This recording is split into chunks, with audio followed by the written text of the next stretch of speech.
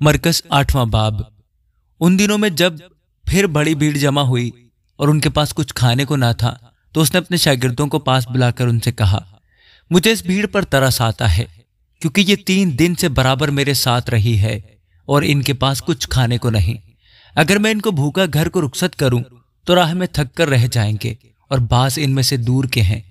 उसके शागिर्दों ने उसे जवाब दिया कि इस बियाबान में कहां से कोई इतनी रोटियां लाए कि इनको सैर कर सके। उसने उनसे कहा, तुम्हारे पास कितनी रोटियां हैं? उन्होंने कहा, 7। फिर उसने लोगों को हुक्म दिया कि जमीन पर बैठ जाएं, और उसने वो 7 रोटियां ली और शुक्र करके तोड़ी और अपने शागिर्दों को देता गया कि उनके आगे रखें, और उन्होंने लोगों के आगे रख दी। और उनके पास थोड़ी सी छोटी मछलियां थीं। उसने उन पर बरकत देकर कहा कि ये भी उनके आगे रख दो। बस वो खाकर सैर हुए और बचे हुए टुकड़ों के 7 टोकरे उठाए, और लोग 4000 के करीब थे। फिर उसने उनको रुखसत किया और वो फिलफौर अपने शागिर्दों के साथ कश्ती में बैठकर दलमनोता के इलाके में गया। फिर फरीसी निकलकर उससे बहस करने लगे और उसे आजमाने के लिए उससे कोई आसमानी निशान तलब किया। उसने अपनी रूह में आह खींचकर कहा, इस जमाना के लोग क्यों निशान तलब करते हैं? मैं तुमसे सच कहता हूं कि इस जमाना के लोगों को कोई निशान न दिया जाएगा। और वो उनको छोड़कर फिर कश्ती में बैठा और पार चला गया। और वो रोटी लेना भूल गए थे और कश्ती में उनके पास 1 से ज्यादा रोटी न थी। और उसने उनको ये हुक्म दिया कि खबरदार, फरीसियों के खमीर और हेरोदेस के खमीर से होशियार रहना। वो आपस में चर्चा करने लगे और कहने लगे कि हमारे पास रोटी नहीं। मगर यीशु ने ये मालूम करके उनसे कहा, तुम क्यों ये चर्चा करते हो कि हमारे पास रोटी नहीं? क्या अब तक नहीं जानते और नहीं समझते? क्या तुम्हारा दिल सख्त हो गया है? आंखें हैं और तुम देखते नहीं, कान हैं और सुनते नहीं।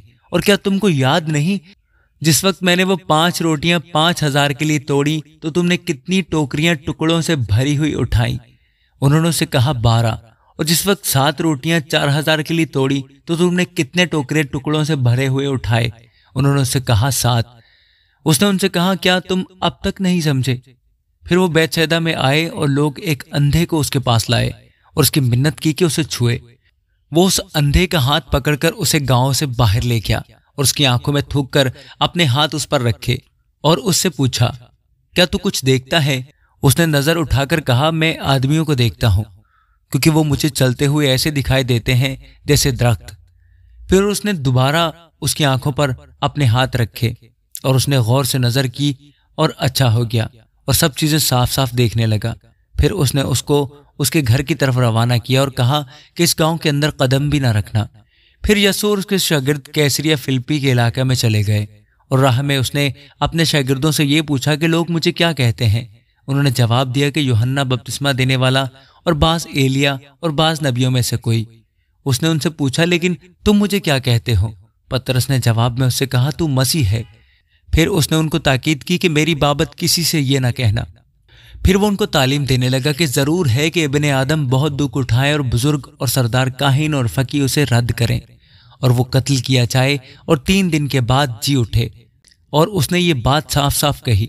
पतरस उसे अलग ले जाकर उसे मलामत करने लगा, मगर उसने मुड़कर अपने शागिर्दों पर निगाह करके पतरस को मलामत की और कहा, ऐ शैतान, मेरे सामने से दूर हो, क्योंकि तू खुदा की बातों का नहीं बल्कि आदमियों की बातों का ख्याल रखता है।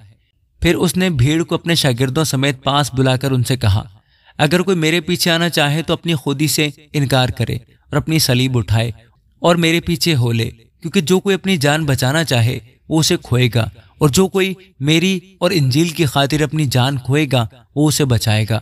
और आदमी अगर सारी दुनिया को हासिल करे और अपनी जान का नुकसान उठाए तो उसे क्या फायदा होगा?